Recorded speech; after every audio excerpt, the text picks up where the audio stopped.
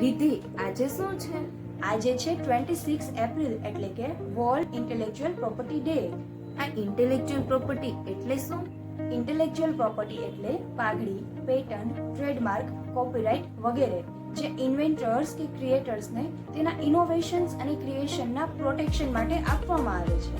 પણ આ intellectual property day શા માટે ઉજવવામાં આવે છે? તેનો હેતુ છે ઇન્ટેલેક્ચુઅલ પ્રોપર્ટી રાઇટ્સ વિશે જાગૃતિ ફેલાવવાનો અને વિશ્વને એક બેટર પ્લેસ બનાવવા માટે ક્રિએટિવ એક્ટિવિટીને પ્રોત્સાહન આપવાનું. ઓકે, તો આ દિવસની શરૂઆત કોણે કરી હતી? આ દિવસની શરૂઆત વર્ષ 2000માં WIPO એટલે કે વર્લ્ડ ઇન્ટેલેક્ચુઅલ પ્રોપર્ટી ઓર્ગેનાઇઝેશન દ્વારા કરવામાં આવી અને તે યુનાઇટેડ નેશન્સની સેલ્ફ ફંડેડ એજન્સી છે. આ WIPO નો મોટો શું છે?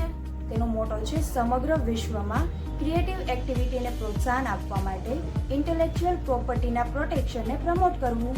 WIPO નું headquarter Geneva, સ્વિટ્ઝરલેન્ડમાં.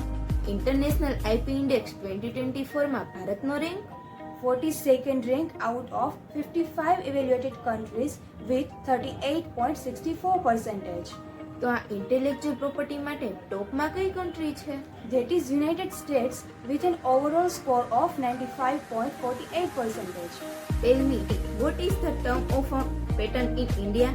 That is 20 years from the date of filing of applications. યાર, આમાં WTO નો શું રોલ છે? અરે WTO એ માત્ર WIPO નું ઓબ્ઝર્વર છે. And say, what is the theme of Intellectual Property Day 2024? The theme is IP and SDGs, building our common future with innovations and creativity.